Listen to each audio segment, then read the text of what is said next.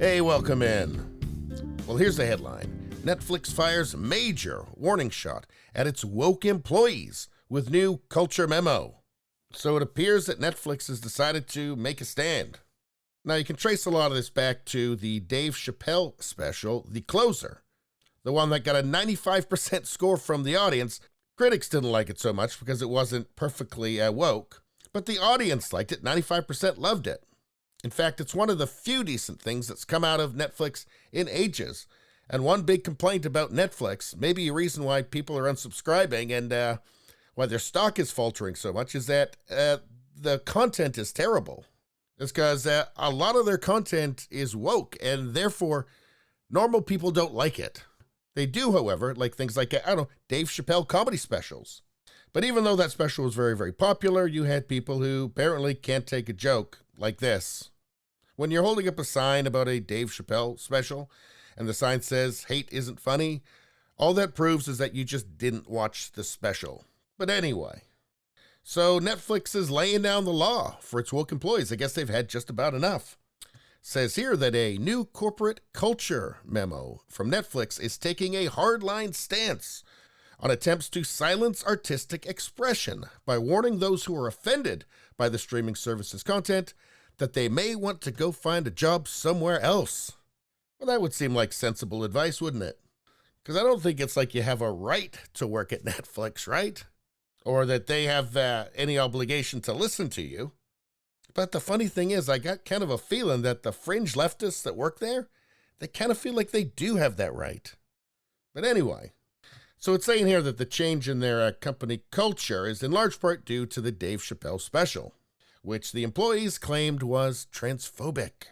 And again, if you watched that special and you thought there was anything phobic about it, you're either a child or you're woke, which is basically the same thing.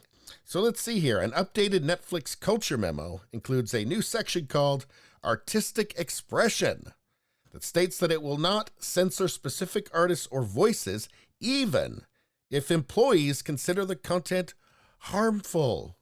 Well, you see, this is a good policy when they consider everything they don't like harmful. Because, look, here's the thing. Normal people are okay with other people liking things that they don't like. They don't want to erase all the stuff they don't like from the world. The woke people are not okay with it at all. They are not okay with things they don't like existing. They want it all banned. They're not okay with, agreeing to disagree.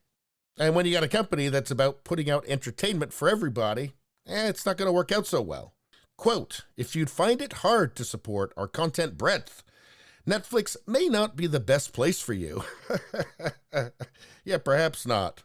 But anyway, it adds that the employees may be required to work on projects that they perceive to be harmful, which is everything, and that if they have a hard time accepting their work assignment, they might want to consider working somewhere else.